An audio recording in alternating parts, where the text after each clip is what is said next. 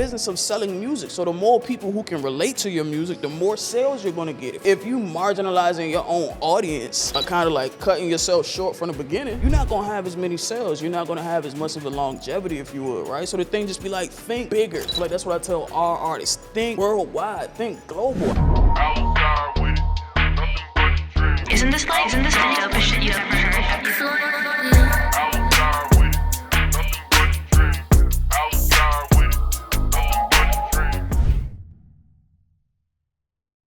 Welcome to the Floydie Show, where we explore the challenges, inspirations, and stories behind the people of great brands. I'm your host, Floydie, personal branding coach, talent manager, and entrepreneur, and I want to thank you for tuning in. If we're able to provide you with some value from this video today, please make sure you subscribe to the YouTube channel and drop a comment below. Today's guest is an artist development specialist and manager from the DMV. And she said, watch the episode for the rest. Everybody, please welcome Jai Yoko.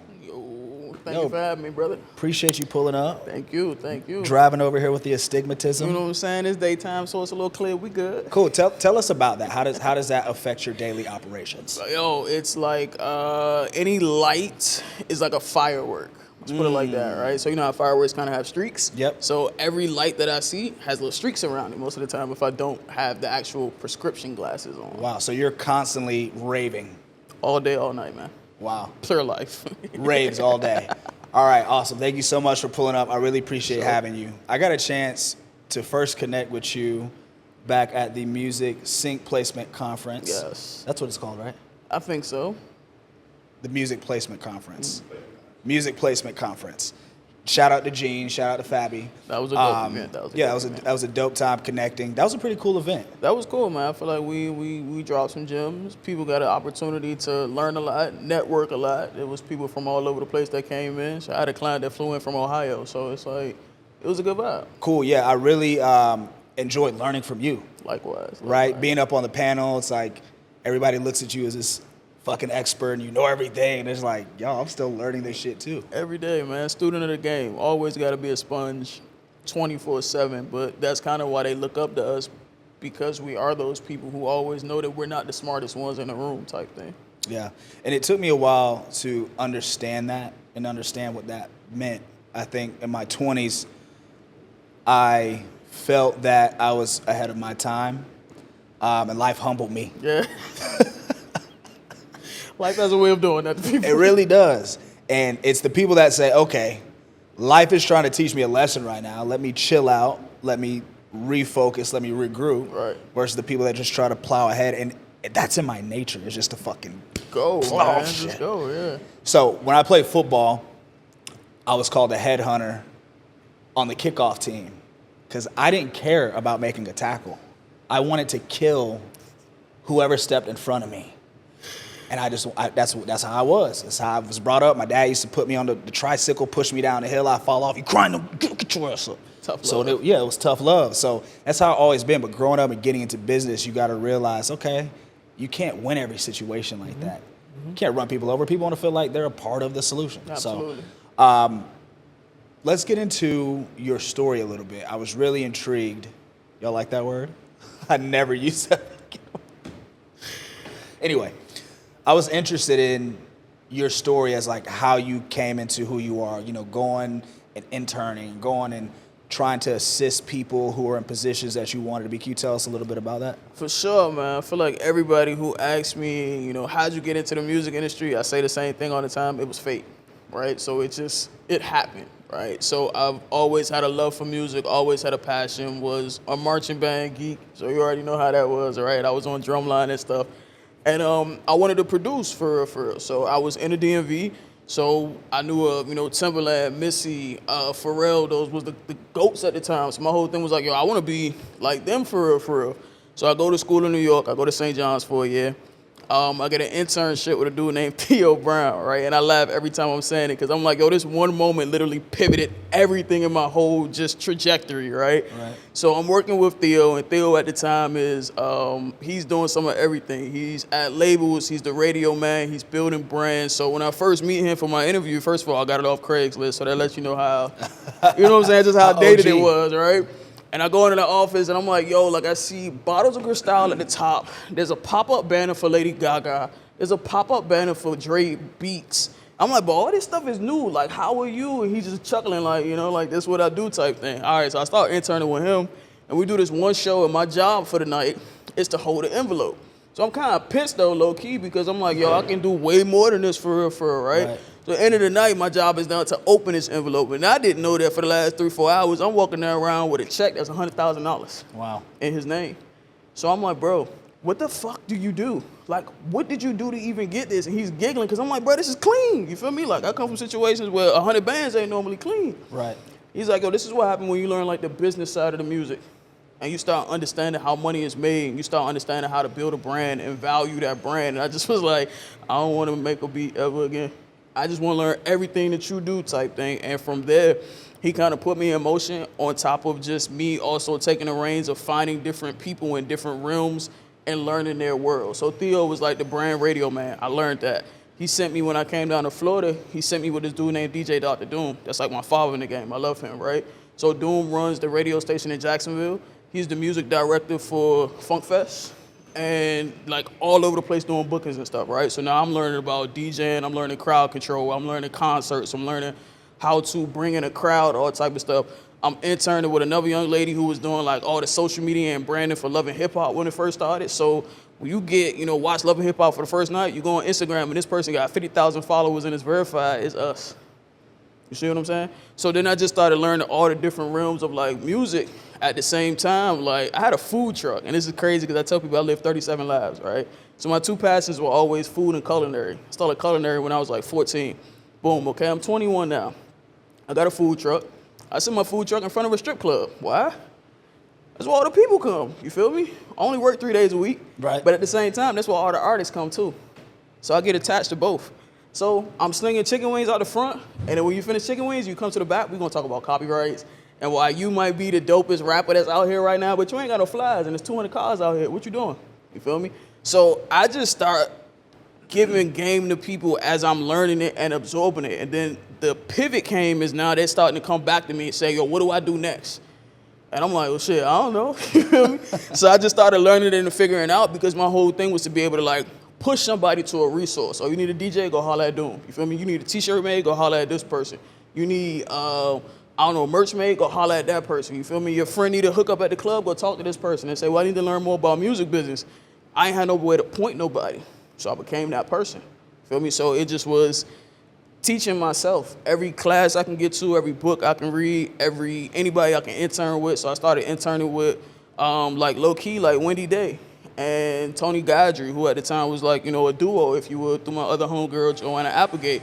Applegate was running all the tours in Florida. So if you wanted to come to Florida, regardless of what label you was with, you went to Applegate and she walked you in the markets. So I'm learning from all these people.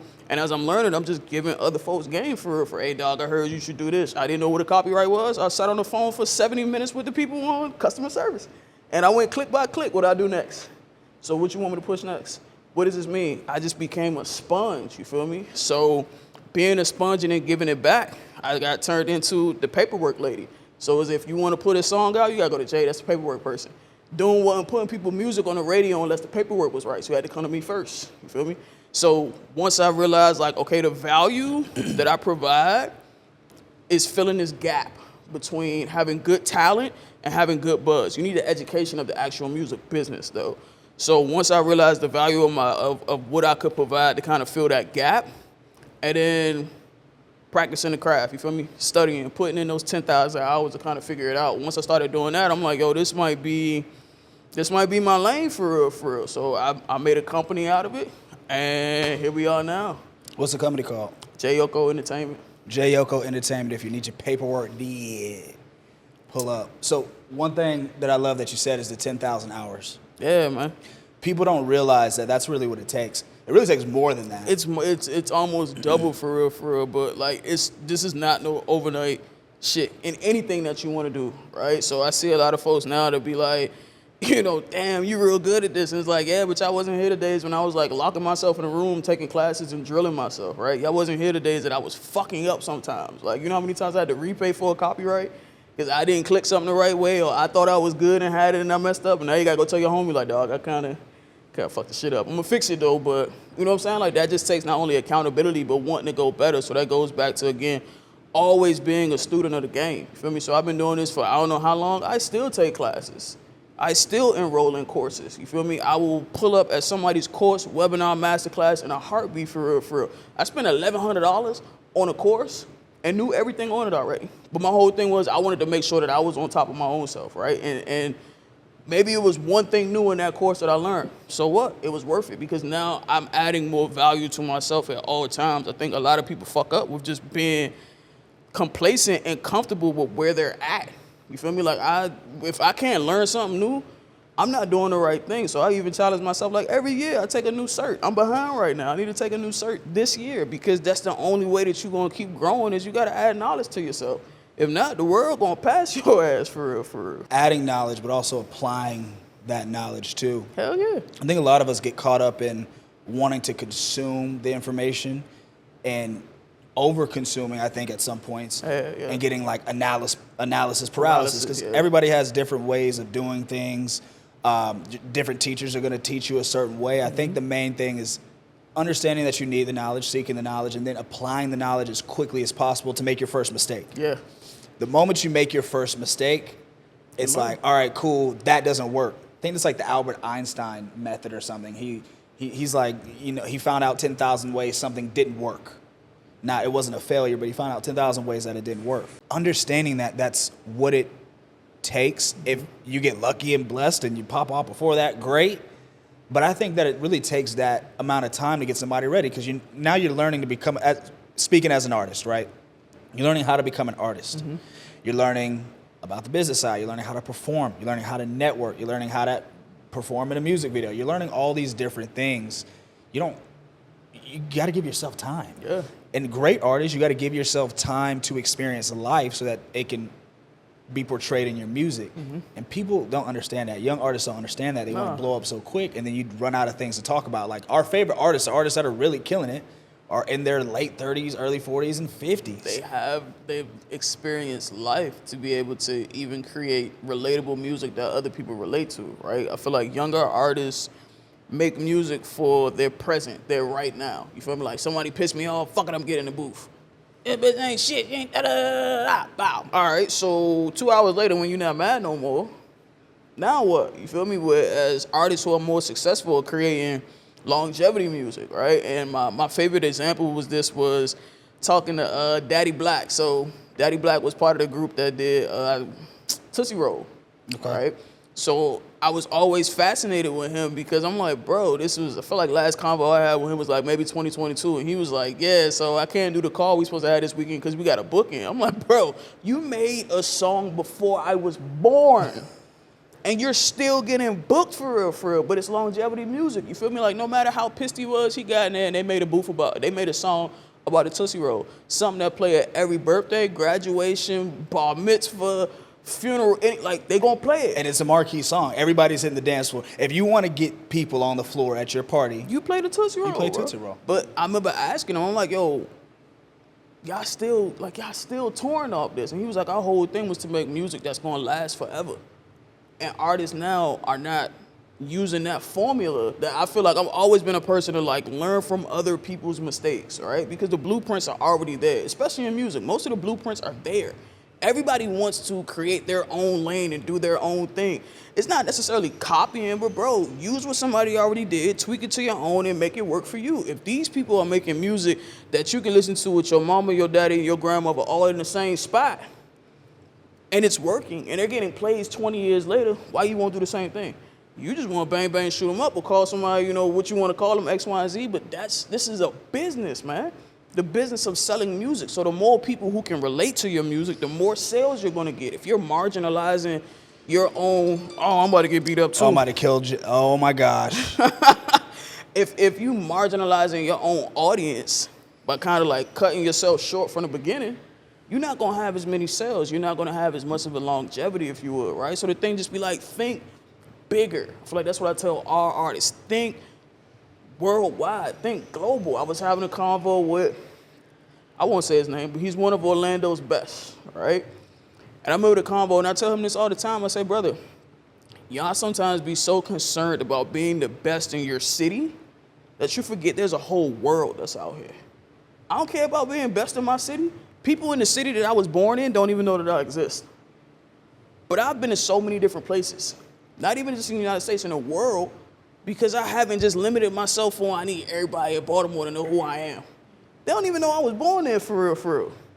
But I can go to Dominican Republic and walk in a radio station like it's nothing. Because I'm not worried about people in Baltimore knowing me. It's a world. It's a globe. Music is a universal language. You feel me? That it don't matter what language you speak, everybody gonna understand it. Why people be so complacent and keeping themselves so small of just being right here in the time, in the present, in the city, when there's so much that can be done? That's the power of music. I think that to that point, I think it's the way that we're conditioned in schooling.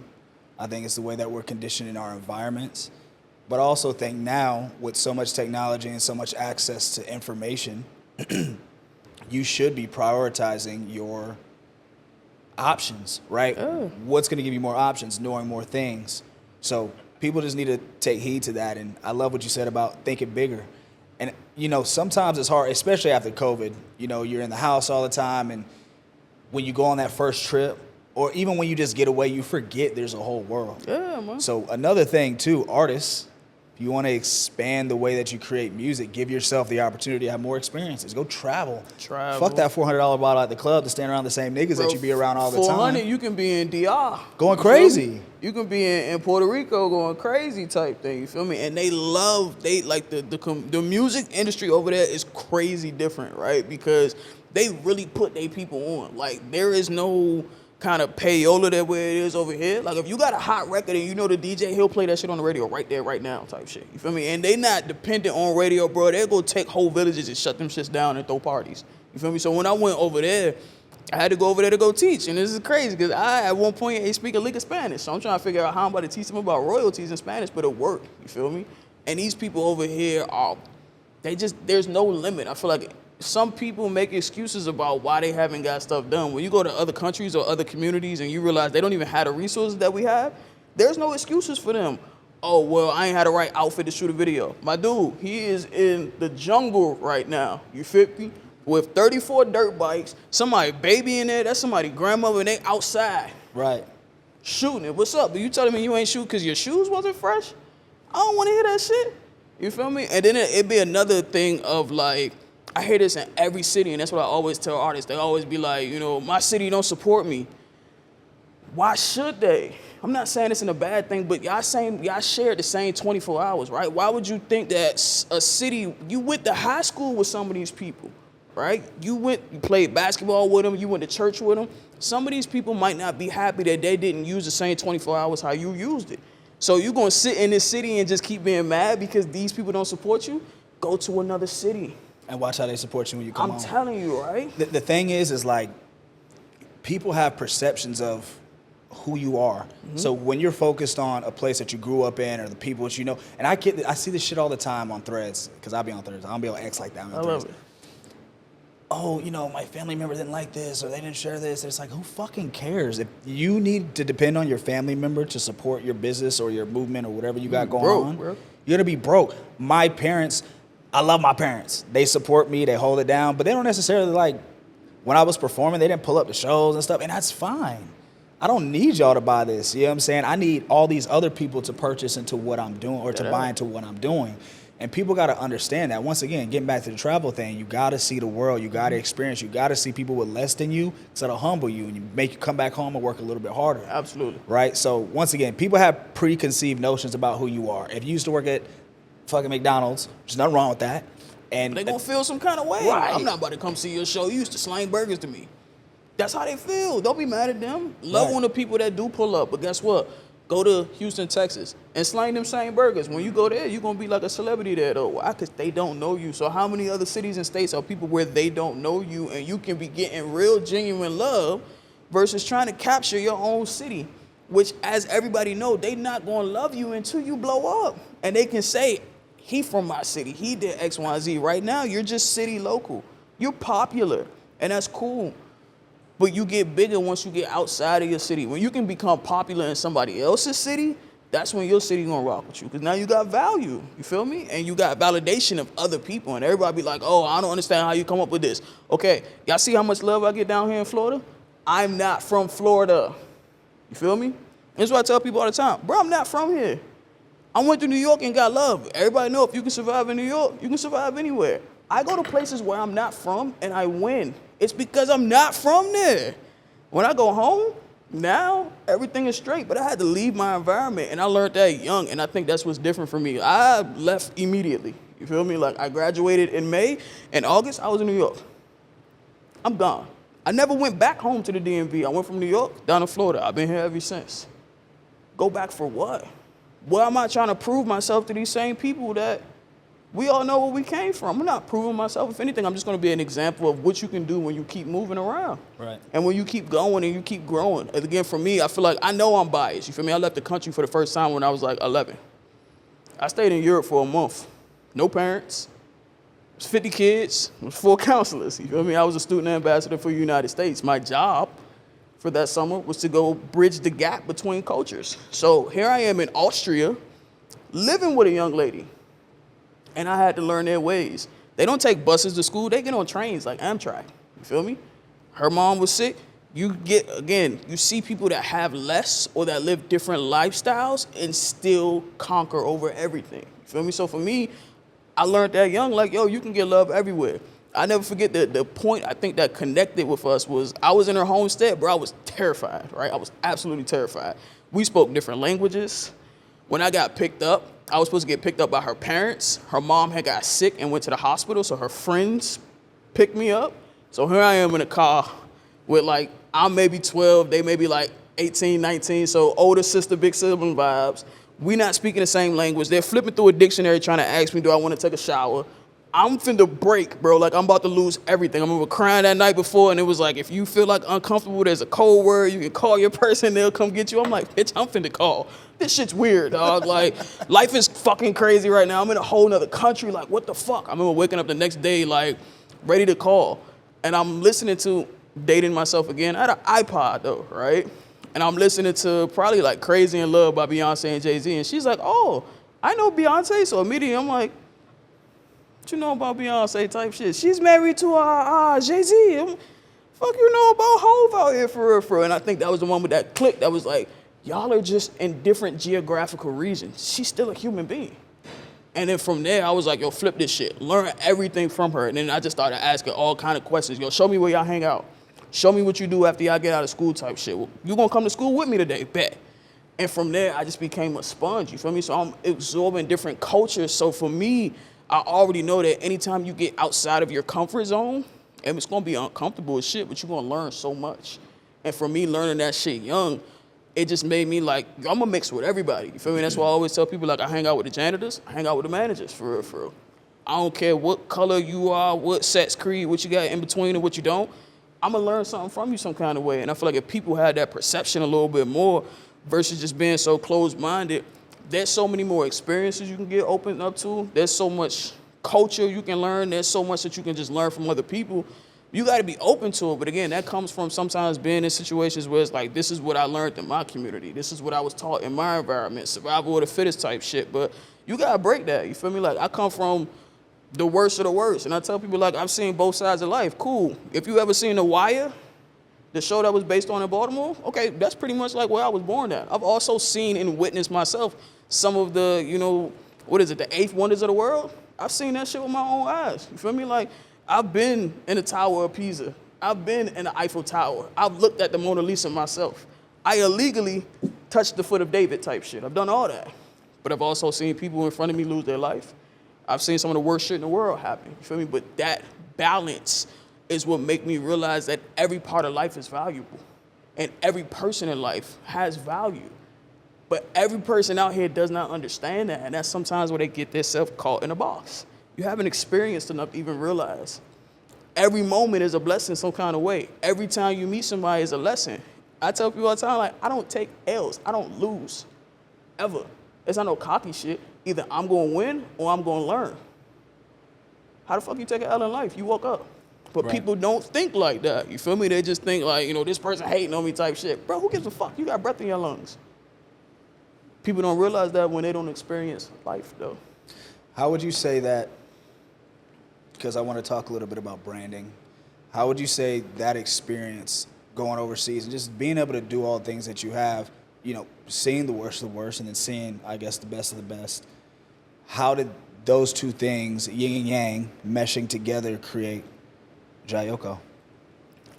It made me be able to I'm well-rounded, if you would, right? So it makes me where I don't have a specific person who I can, I guess, like, service, if you would, right? So I can service the trap dudes.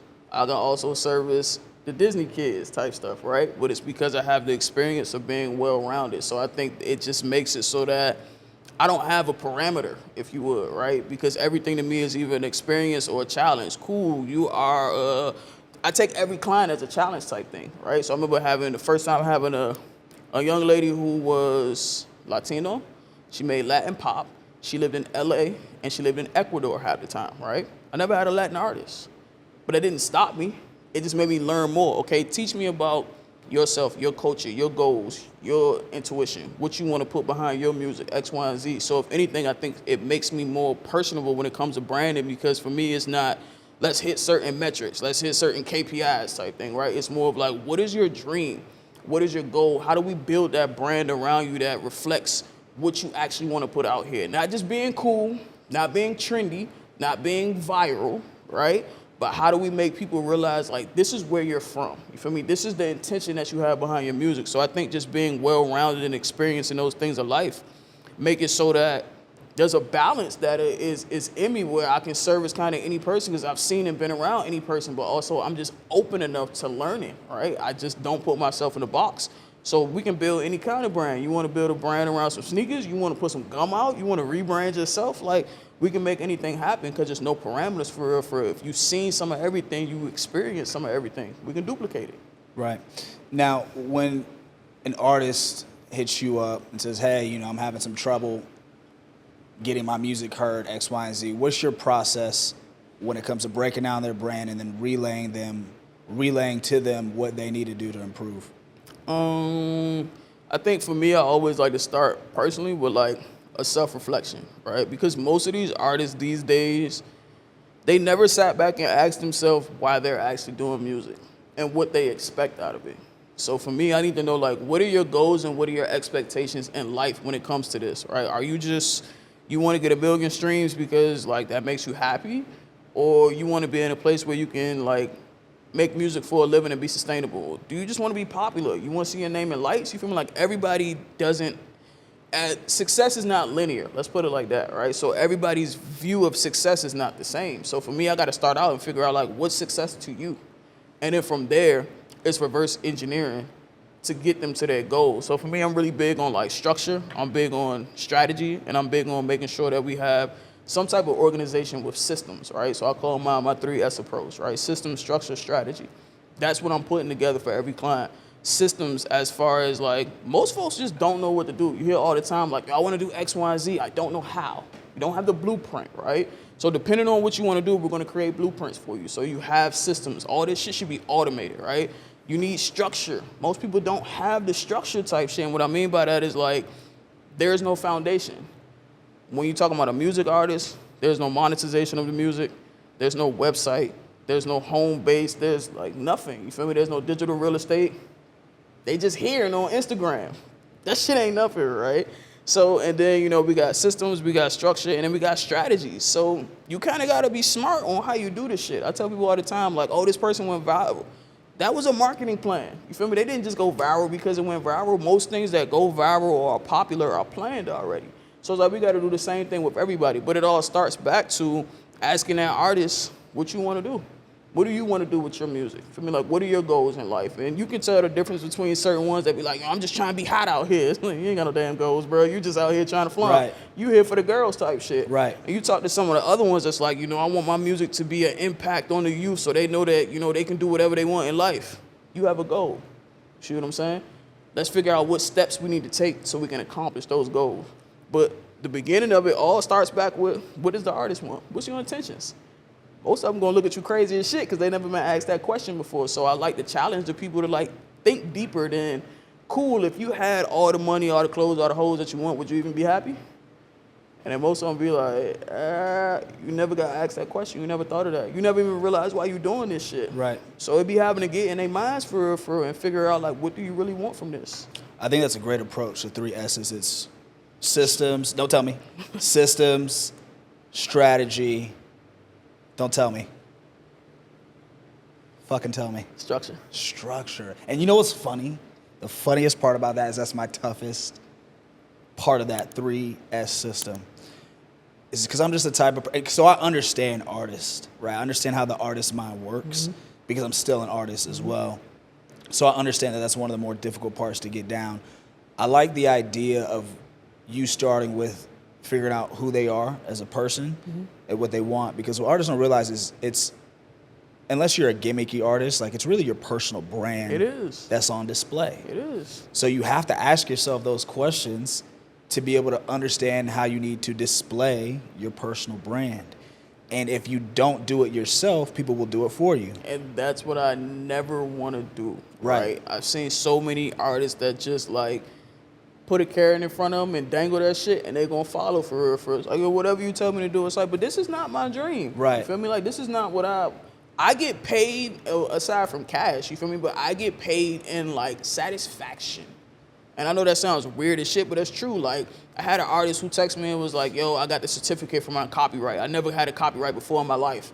Paid. You feel me? I got paid. Just off happiness type shit. You feel me? I had another artist who was like, yo, I'm about to put a tour together now because the fact that I built my fan base and I, segmented it and I can show people I have numbers and da-da-da-da, like I'm so excited about it. Paid. You feel me? The fact that you're doing your dream, I just got paid type shit, right? So I can't be that person that's just gonna be like, yo, follow me and do what I tell you to do. That's why I always start with, what do you wanna do? Because what I wanna do and what you wanna do might be 2 totally different things. Why would you just follow me because I told you to? Right. Where's your boundaries? You feel me? But where's your own yearning for success type thing? You can't just be successful because I feel like you're successful. I feel like if you got 1,000 fans and you making some money every year, you successful. But you feel like my name not in lights. So you just followed my blueprint the whole time because you never had enough to be able to say this is what I want to do. And a lot of people are scared of success, to be 100% real. Yo, I see that all the time. And it's so weird. And because I've been there. Sometimes I get there still. And I wonder why that is. I wonder what the psychology behind that is. I think that fear of the unknown. Exactly that, and really not having those answers to those questions, like not knowing why you're doing it or what the end goal is. The scary part is like, where do I go from here? So I think that, once again, great way to start, even with my clients. I have a artist branding workbook that's for artists. It's not like, no, it's for artists. And I'm asking you questions about yourself as an artist. I'm asking you questions about yourself, when it comes to your brand. Like, when you have that brand guideline down, everything else is easy. But that comes first. Brand always comes first. Always. Having that down, everything else is easy. Like, I had a guy the other day. I always get shit comments because people are still pissed off that I said you need 8 versions of your single, which I absolutely agree. Guys, you don't have to have all 8. But, I mean, obviously an Have instrumental, 4. a cappella, DJ extended mix, and you need to have your radio and your clean versions. That's what you need to have. People are arguing with me over that. I got taught that. You feel me? Again, my first internship was the radio man. My job was every Wednesday and Friday to send out priorities, meaning every record, every artist had a DJ service pack that had clean, dirty, instrumental, acapella, 8-bar intro, DJ verse. Like, that was the job. This was 2011. I don't understand why people think they don't need the same right now, for real. And that's why they're not getting played. It's because they're not, once again, sitting down and asking themselves those questions. They want to just put the music out and hope to God, because they think it's good enough, right, that it's going to reach the ears that they want it to. That's not how it works. But you have to tell the algorithm where to send your shit to. Number one, I love it when people are like, yo, I want to talk to you about management.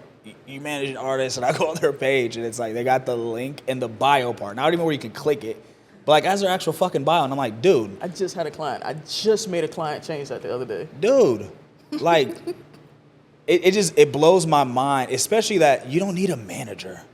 You need to manage yourself. Yo, when I tell you, I just wrote on my whiteboard yesterday that I'm going to do a class that's called "You Don't Need a Manager, You Need Structure." I would love to be a part of that. You feel me? Some way. Like, because they don't. I've had about 5 calls in the last 7 days, and I take them, and I know people are like, "You're a dickhead. Why do you take calls about management knowing damn well you're not gonna manage them, right?" But it's to teach them, like, listen, you tell me why you feel like you need management, and I'm gonna tell you why you don't. And I'm not being a dickhead. I'm just gonna put you on game. First of all, 20% of nothing is nothing. So, who's signing up for that job? Because I ain't doing it no more. I've done all of my for the love, for the bill. I've done it all. I support everybody.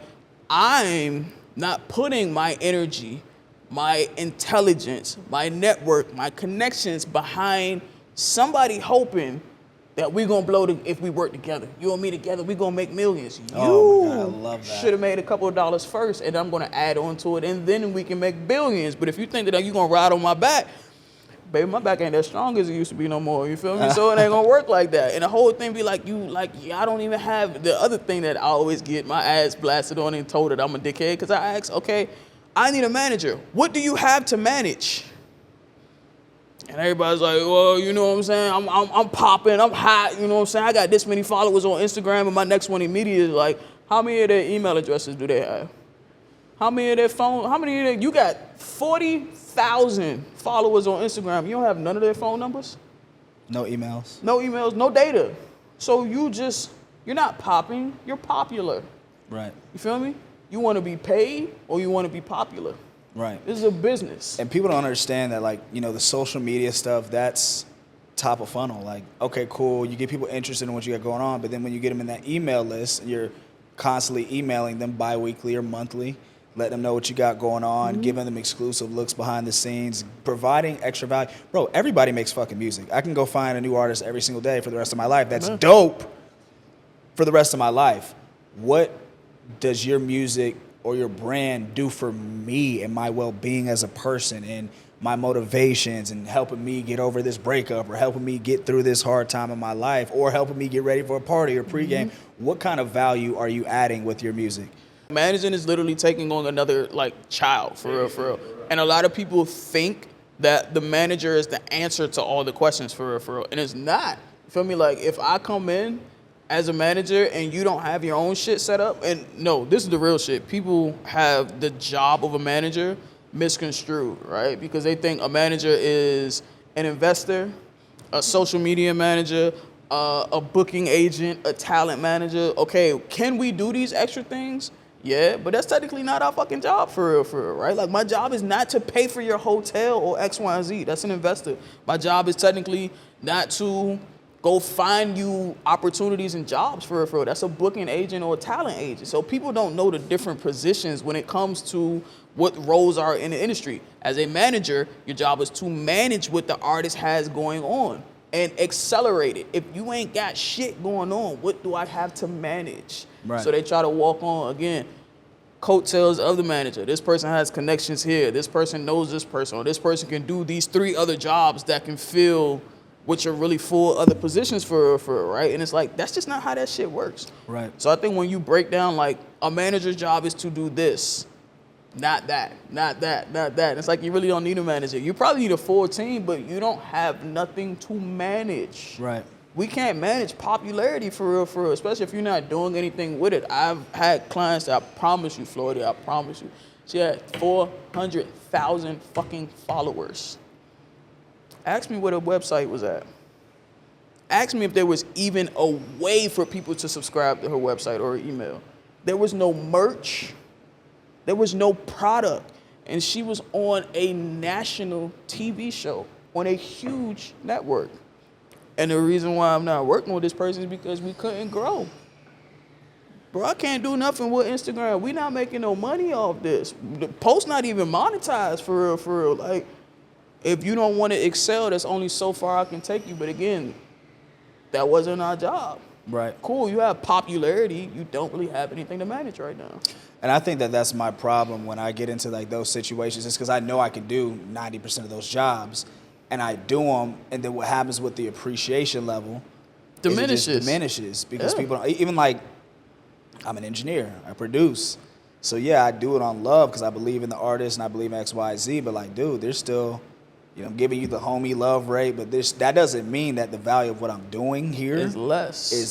That means I'm just holding it down because I fuck with you. They value you less. Right. That's all. And it's like, man, when you start getting value less, that's kind of when you got to pull back because there's other people who, I'm out here doing all this stuff, praying that you achieve your dream, right? Right. Helping you. And there's other people who are over here who I'm not paying attention to, who are willing to pay whatever I want because they already valued you enough. Like, well, you got this person, you doing 17 jobs, and you making $100. You got somebody over here ready to pay you $2,000 $2,000 every month because I just know that you gonna get me right. I respect you. I value you. I know what intelligence you have. I know that if I listen to you and you give me some tips, I'm gonna take heed of that shit. Versus over here, you giving a person the full game. That shit going in one end out the other. I'm tired of being burnt out. Like, I remember talking to a partner and being like, yo, being a manager, like, we get our heart broke every year. That shit hurts. You feel me? Like, I've seen countless artists where I'm like, bro, what the fuck happened? Like, you was there. And we get our heart broken. So it's like, after you get your heart broke so many times, what you do? We turn into a fuckboy. So now, you know what I'm saying? We the ones just like, yeah, no, I'm not doing this for free. And it might come off of us like being a dickhead. Oh, damn, Jay, you changed, you da-da-da-da. Like, no, I just got better boundaries. That's all. Right. I just know the value that I have within myself. Let me ask you this. So transitioning kind of to the business side, I know you're not really managing right now, but what would the ideal client be as having their business set up, having their branding right? What do you need to see from an artist on the business side that they already have set up for you to come in and be like, hey, I would like to manage or just be a part of this process? What do they have to have set up already? It ain't even fully they got to have it set up. They just got to try. They got to be like trying, right? So like right now I'm courting a guy, Quentin Tyvon. Absolutely love this kid, right? And I came to him and I said, hey, you know what, bro? I actually want to manage you. And it was because Quentin had been waiting for years to work with me. And his whole thing was like, I don't want shit from you for free. I respect you too much. I value you too much. I'd rather wait till I get my shit together to be able to do it. So we did a month mentorship. But in this month, I'm like, wow, the value of the music is actually really good. Like, his music is fire, right? He makes his own visuals and stuff. So I'm watching him like, yo, I got to go do a content shoot with my homies this week. And we go do a music video. And I've been in the gym working out because I want to make sure my performance is good. So I'm just watching small shit like, okay, he's developing himself. He's consistent. He's open. He's willing to learn. But at the same time, even doing our mentorship stuff, if I'm like, hey, look, bro, I like your content, but I feel like your stuff is always produced, right? Give them some kind of just freestyle stuff, right? Mm-hmm. Okay, 2 days later, I see the same thing that I just suggested. So it's like, yo, you listen. So from there, it just was seeing that he was trying on his own. He was willing to listen, and he knew the value of everybody on his team, right? He was real big. He was like, yo, I cannot do nothing for free. Like, you at least gotta let me buy you lunch once a week, just something, you feel me? Because he's like, yo, I value you. I respect you. From that alone, I was like, yo, I'm in, you feel me? Yeah. Go talk to your team. See how your team feel about everything. Won't have to do no official titles quite yet, none of that. Let's just rock out for the summer and kind of see what it's at. But it was all because he was rolling on his own, you feel me? So I felt like if I come in and sprinkle some gas on this, okay, boom, we got an Inferno type situation for real, right? But he already had his own fire burning. That's what I be looking for in people. Don't look for somebody to have all the answers. We can give you advice. We can tell you where to pivot at. We can tell you how to make stuff better. But for me, it's the fact that folks already got stuff rolling on their own. Yes, your paperwork might not be 100% right. That's fine. We can fix it. But you know it's not right. And you've been doing the reading and the YouTube and to figure out, damn, I don't quite understand Sound Exchange, but I got a call with them later on, so hopefully they can break it down. You took the initiative on your own to call Sound Exchange and say, I don't know how this shit works. Help me. Versus just being like, yeah, I ain't do it, because, you know what I'm saying, fuck all that paperwork shit. That's why. Initiative, trying, knowing people's value, being consistent, not depending on nothing, not having excuses. I hate excuses. I hate it. Excuses are like assholes, you know why? Everybody got one. And they all stink. Yes. I hate them shits, right? So it just be having that drive of like, yo, I know that bringing a manager in is not the piece that's going to answer everything, so I'm going to figure this shit out on my own first until everybody falls into place. That's when I'm going to jump in, because you already got shit rocking for yourself. Right. And another thing, too, is I think people need to, or artists need to understand that not everybody knows what's best for you. And if you don't know what you want out of the situation, the noise is going to get extremely loud. Mm-hmm. Once again, everybody has a vision for how they see you or how they think you should handle business. At the end of the day, it's up to you. So if it goes well, you can look in the mirror and say, you know what? I made that decision. Mm-hmm. And if it goes wrong, you can also go back to the mirror and say, you know what? I made that decision. Absolutely. And now you don't hate your mom or your dad or your brother or your sister because they had thought what was best for you, but they've never fucking done it. Accountability, man. They've never done it. How can you listen to somebody who's never done what you want to do, but see somebody who's doing the things and has accomplished X, Y, and Z and still doing these things and question whether that person should be a part of what you're doing or question their value or question the level of compensation that they get? We're not going to get rich off of managing these artists. No, that's why we all got our own brands and stuff. And everything going on. Obviously you can get to a point where you blow a couple guys up, but that's a long game.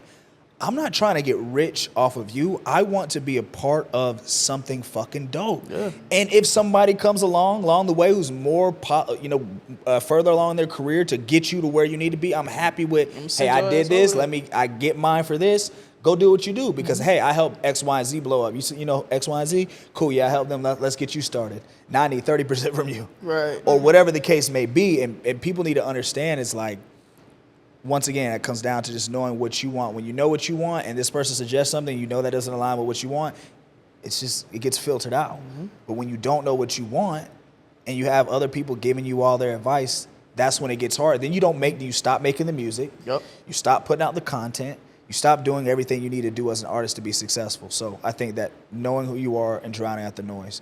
And then lastly, how important is it for artists to build their brand first before they start trying to market themselves in the industry?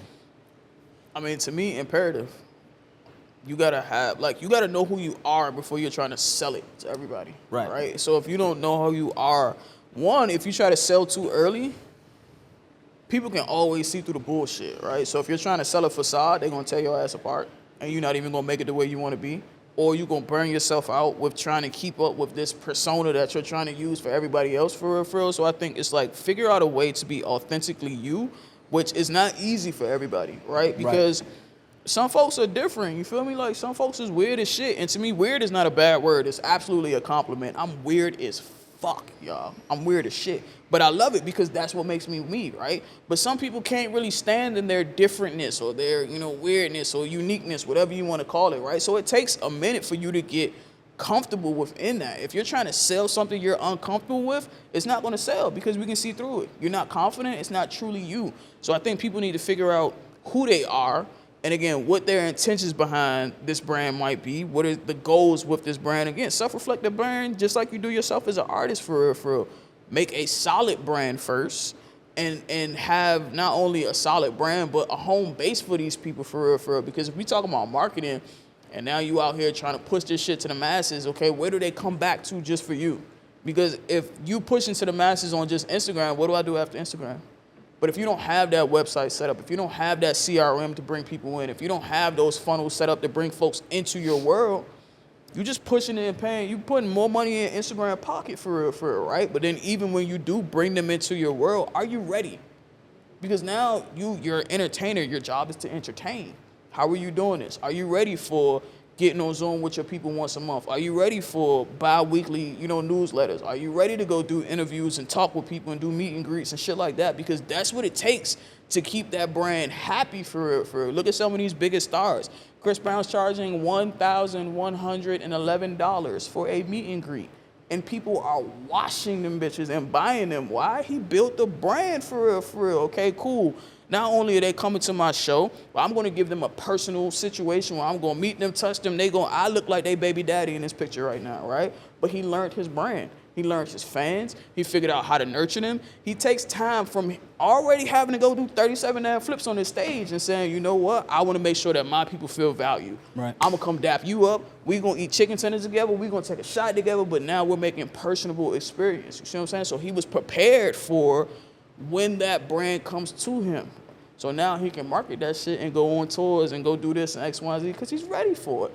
The systems are set up. I'm sure his subscribers are off the fucking roof for real, right? But then he also makes sure that he's a human. So yes, I'm on this big ass stage and right now I'm with you. Yes, it's a line of 30 other women here, but nothing matters. It's just me and you right now. That person who's on that other side, that's a core memory for them. They're gonna always come back. You see what I'm saying? But that's him authentically being himself and being comfortable in his brand and learning how to make sure that when they come back to him, I got opportunities for him. Cool, you might not be able to afford the meet and greet. I got a t-shirt out here for you though. It's something for everybody. But you have to be prepared for these opportunities to come to you. Most people not prepared. They just want to put the music out. Hell no, I just want to be an artist. You don't realize an artist is like 6, 7 different jobs all under one title. So be an artist if that's what you want to be then. Yeah. No, you just want to make music. That's all. You don't want to be an artist. There's a difference. And people got to realize that shit. So I tell people all the time, you want to do this as a hobby? Just because you like music? There's nothing wrong with that. That's fine. But when you get over in this music business, baby, this is a business. This is a billion, almost $1 trillion industry. And it's not a nice place for people who don't know what the fuck they're doing. It's not. They're going to take advantage of you. You feel me? One of my favorite brand stories, and we'll wrap this up soon. One of my favorite brand stories is Justina Valentine from Wild 'N Out. Redhead, crazy My dude rapper. Theo used to work with Theo. Word? Okay. Yeah. So I knew Justina off of World Star. She did a remix to All Gold Everything by Trinidad James, and it was called All Hoes Everything. She had like all the girls in the video. I was on Twitter at the time. We ended up connecting. She was on tour with Mike Stud, and they came down here, and she performed at the Social. But we became cool, and I ended up. This is when I was doing music, so I ended up performing with her in High Res in Chicago. To watch where she like finding her on World Star to being on, Wild 'N Out. She just put out a movie, I think last Christmas, like really doing her fucking thing. I just talked to her on the phone the other day, and the amount of money she's being paid for posts and just where she's at in her career, the brand has been so consistent, and her work ethic has been so consistent. And I mean, this is a 10-year process, and people don't understand that that's what it fucking takes, dude. It takes 10,000 hours. They think we bullshit. it takes years to get where you need to be. So it's shout out to Justina. I got to get you on here. Great brand story. What is one piece of advice that you would give to someone trying to build a brand? Trust your struggle. Right? I know that sounds cliche as shit, but I feel like we always feel like I gotta get there quicker, right? We rushing it. You don't realize like you need the mistakes and the fuck ups to get you to the success. Like fuck up faster. I know that sounds crazy, right? But fuck up faster. You're gonna get a success even faster when you do it, right? So trust your struggle. Trust exactly where you're at. You're there for a reason, right? You weren't where you were at a couple years ago though. You might not be where you want to be, but you gotta trust the highs and lows as they come for real, and take that shit, kind of on the chin. Instead of just, I see a lot of people who just be like, oh, shit's not right, like complaining for real. And it's like, yo, that's part of it for real. So you gotta go and fuck up and lose all your money. That way you can realize when the money come again, how to manage it better. You feel me? Like you gotta have fucked up bookings where, this person ain't pay you right, so you can realize you need a booking contract. You feel me? Like it's just all kind of situations where it's like, learn from the fuck ups and learn from the mistakes, but trust exactly where you're at because you're where you're supposed to be, right? So I'm very much of a spiritual person, and I very much think that the universe is gonna provide for every person and what you wanna do. You just gotta trust the journey for real. You feel me? Like trust and surrender. That's the mantra that I live by type shit. Trust that where you're supposed to be and what's gonna happen is gonna happen. And sometimes you gotta surrender control, man. Just listen and kind of roll with it for real. But stop comparing yourself to everybody else. And, oh, this person did it in this amount of months. No, that's what you saw. Right. You missed the 7 years when he was out here doing whatever the fuck he had to do to get to this point where you feel like he did that shit in 5 months for real. So do the same thing, you feel me? Trust your struggle. Be consistent in what it is. And if you really want to do this shit, just don't give up. It's going to happen. You got to put in that work, though, man. Sweat equity type shit. You feel me? Sweat equity, that's needed. You're not going to get paid from the beginning all the time, but if you keep doing that shit, that money going to roll for real. Be a sponge. Learn. But just trust wherever you at in life, that's where you're supposed to be. If you don't like where you at in life, there's something you're supposed to be learning. Ooh. You feel me? If you uncomfortable in life, something probably about to shift for better for you. But anytime you get comfortable, your ass is complacent. And that's why shit not moving like it's supposed to. Right. You feel me? But that's why I'm always like, trust exactly where you at, because it's for a reason. It's a lesson at everything that happened. The more that you start realizing, like, this is not an L, this is a lesson, that's the easiest shit gonna get for you, for real, for real. Just trust it, yo, and eventually you're gonna get where you wanna be. Just trust it, put in the work, guys. That's Jai Yoko. Where can we find you on social media? Everywhere, man. I'm even on MySpace type shit. But nah, Jai Yoko ENT. So that's JAIYOKOENT. I love social media, but their website is also there. That's JaiYokoENT.com. Join our email list. We got text message lists you can subscribe to. Like, we outside. I'm everywhere. She's everywhere. Y'all tune in. Thank you for tuning in to the Floydie Show. Make sure you like it, subscribe below, drop a comment. I'm on your ass. See you next week. Yo. Isn't this life?